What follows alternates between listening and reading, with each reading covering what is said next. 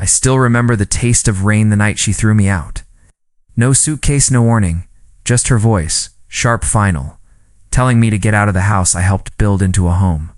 Her sister stood in the shadows, arms folded, lips curved in that smug, little smile. That was the moment I realized love is ended with a bang. It suffocates, strangled by lies whispered in the right tear. We weren't always like that. When I met Alina, she was already a CEO, polished and untouchable. I was the man in her corner, grounding her, reminding her that power meant nothing without peace. She called me her calm Herrencher, and I believed her. Every late-night coffee on the balcony, every whispered promise after grueling boardroom wars. I believed her until her sister slithered in. Tara, the younger own, pretty, manipulative, spoiled on lifetime of comparison to her perfect sister. She hated me from the start, said I wasn't ambitious enough, that I was living off Alina's success. He lauded off until Alina stopped it lowing. I should have noticed the shift sooner. The late replies, the cold holders, the way she started bold checking, my words, my movements, as if I were hiding something. And 10th night of my exile, she said it. Don't come back until you've reflected. Reflected on what? The lies teared her, that I was after her money, that I was meeting other women, that I was scheming behind her back. I walked into the storm with nothing but silence in my chest. But silence, when sharpened, becomes a weapon.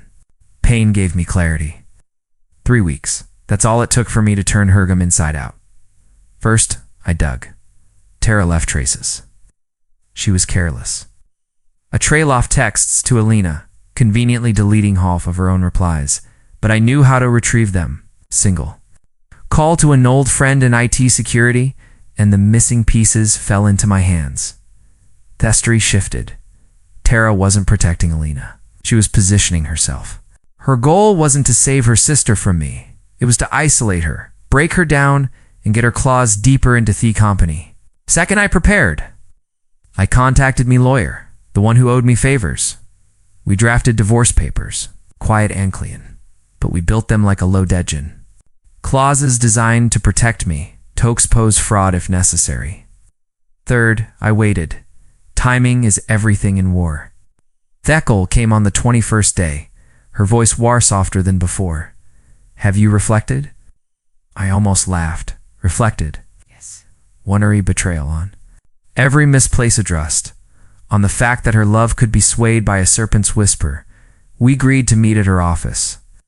She expected a broken man crawling back. What she got was me, calm, composed, carrying an envelope. She sat behind her to sit. Sharp suit, colder eyes. Tar hovered in the corner like a vulture. Well, Alina asked, do you understand the damage you caused? I slid the envelope across the glass desk. I do. That's why I'm giving you this. Her brow furrowed. She opened it. Divorce papers. Her fingers trembled. For once, she had no words. But Tara lost control. The hell is this? You can just walk away. Her voice cracked, panic bleeding through arrogance. You were supposed to beg Toporov yourself guilty? I turned my gazean, her steady, funny. I thought guilt needed proof. Shall I show your sister's text you deleted? Her face drained. Alina's head snapped toward her, confusion darkening to suspicion. What ext? I pulled out my phone, set it on the desk, hit play. Tara's own words filled the room. Recordings, screenshots, messages where she bragged about twisting stories, feeding lies, planning to use Alina's trust as leverage in the company. Silence, heavy, suffocating. Alina's breath hitched, realization breaking her mask. Tara, tell me this isn't true. But Tara only stammered, tripping over excuses. I didn't wait. You wanted Magon, Tara?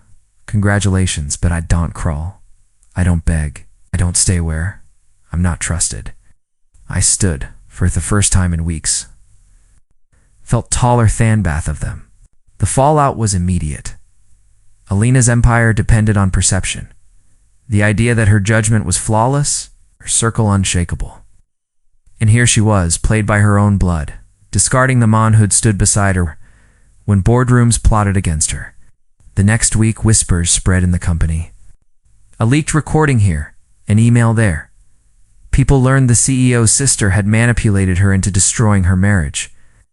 Investors grew nervous. Her spitless image cracked. I didn't leak everything, just enough to shift Thebulance, enough to remind. Her Thatprust, once broken, costs more than money. One evening, she showed up at my door.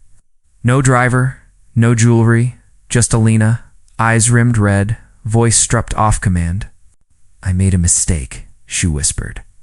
I believed her instead, oh phew, I was wrong. I looked at her Athwoman I once called my anchor.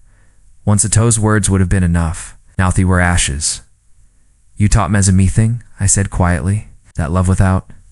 Trust is just a contract waiting to expire. Her lips parted, but no words came. She turned, walked away, and this time the silence was hers to carry. Do I regret it? No. 3 weeks was all it took to dismantle the illusions, Dobrov, that my silence was never wakeness. It was the sharpest blade I could wield. She asked me to reflect. I did.